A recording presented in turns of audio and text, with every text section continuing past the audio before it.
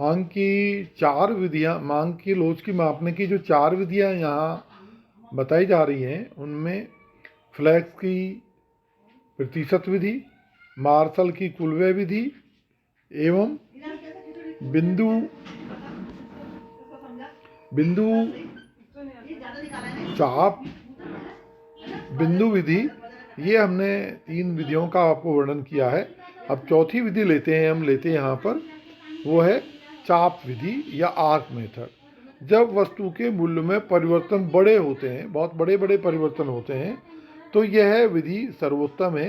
ये एक इस सूत्र पर आधारित है, यह है इलास्टिसिटी ऑफ प्राइस या ईपी बराबर Q minus Q1 upon Q plus Q1 divided by P minus P1 P upon P plus P1। यहाँ पर हम जो है EP का मतलब है इलास्टिसिटी ऑफ प्राइस या मूल्य लोच, और Q का मतलब है जो परिवर्तन से पहले के क्वांटिटी, और Q1 का मतलब है क्वांटिटी परिवर्तन के बाद। जैसे मान लीजिए कि 100 से पहले 100 खरीदी जा रही थी, अब 200 खरीदी जा रही है, तो 100 हो गई Q और Q1 हो गई 200। इनका जो भागफल आएगा Q minus Q1 upon Q plus Q1 को हम डिवाइड करेंगे किससे, P minus P1 upon P plus P1। यहाँ पर P है प्राइस जो परिवर्तन से पहले की, और P1 है प्राइस परिवर्तन के बाद की। इस तरह से हम देखते हैं कि इस फार्मूले को हम आगे इस तरह से लिख सकते हैं,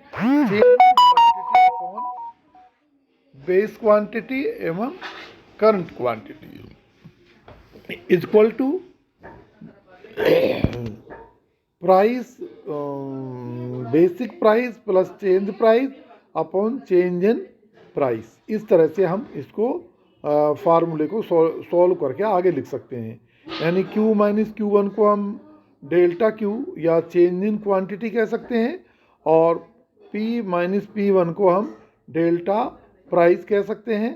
और इस तरह से हम देखते हैं कि भाग को जो गुणनफल में परिवर्तित कर देते हैं। तो ये सूत्र जो ऊपर इलास्टिसिटी ऑफ प्राइस का दिया हुआ है, इसको सरल करके हमने क्या ले लिया है, change in quantity upon Q plus Q1 into P plus P1 upon change in price. और इसको भी सॉल्व करके कर दिया हमने, change in quantity upon change in price into price base plus price current upon Q plus Q1। तो ये जो है हमने सूत्र लिया है, और ये सूत्र के द्वारा हम चाप विधि जिसे कहते हैं, वस्तु की जो मांग की लोच है वो हम निकाल सकते हैं। उदाहरण भी मैंने इसमें लिया है कि एक वस्तु जिसका आरंभिक मूल्य 20 रुपये और खरीदी जाने वाली इकाइयाँ 120 इकाइयाँ, और जबकि मूल्य घटकर 15 रुपये हो जाता है तो इकाइयाँ बढ़कर 200 हो जाती हैं। तो आर्क विधि से इसको हम समझाए हैं। तो चेंज इन क्वांटिटी कितनी है हमारी, चेंज इन क्वांटिटी कितनी है, 120 से कितना हो जाता है, 200 हो जाता है, तो 80 हो गई change in quantity. Upon change in price, change in price क्या है हमारी, 15 से जो 20 यानी कि 5 हो गई है, इनटू वही price plus price base 20 plus 15 upon quantity base plus current quantity 120 plus 200। तो ये हो गया अपना जो है, आगे चल के सॉल्व किया तो हमने 16 इंटू 35 अपॉन 320 320, और इसको सॉल्व करते आता है ये 1.75। तो यहाँ जो इलास्टिसिटी ऑफ प्राइस जो है वो कितनी है, 1.75। और आप देखते हैं कि ये जो 1.75 है एक से ज़्यादा है, तो इलास्टिसिटी ऑफ प्राइस जो है वो एक से ज़्यादा होने का मतलब है कि यह अधिक लोचदार है। इसी तरह से अगर मान लो ये इलास्टिसिटी ऑफ प्राइस जो है अगर एक से कम आती तो ये कम लोचदार मानी जाती, और अगर यहाँ पर इलास्टिसिटी ऑफ प्राइस जो है भागफल के रूप में एक ही आती तो हम इकाई के बराबर लोच माप सकते हैं, कह सकते हैं। तो इस तरह से ये विधि है, इसमें कई बार जो है क्वेश्चन भी पूछ लिया जाता है।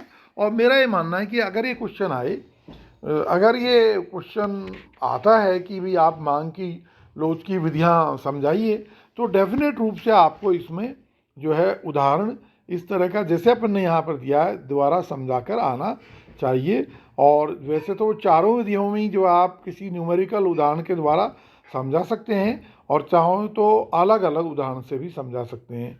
ध्यान रखिएगा, अगर ये क्वेश्चन आपको करना है, अटेम्प्ट करना है, तो ये बहुत अच्छे नंबर देने वाला क्वेश्चन है। यानी कि 20 में से आपको 18 नंबर भी इसमें आराम से मिल सकते हैं, बशर्ते कि आपने अच्छे डायग्राम बनाए हों, आपने जो है अपने उत्तर को जो उदाहरणों के द्वारा, न्यूमेरिकल क्वेश्चंस के द्वारा समझाया हो। और ये क्वेश्चन जो है अब मांग का जो हमारा चैप्टर है वो इस यहाँ पर पूरा होता है। अब हम लेते हैं अगला चैप्टर जो कि इंडिफरेंस कर्व है, वो अगली मीटिंग में आपको समझाएंगे। Okay, thank you.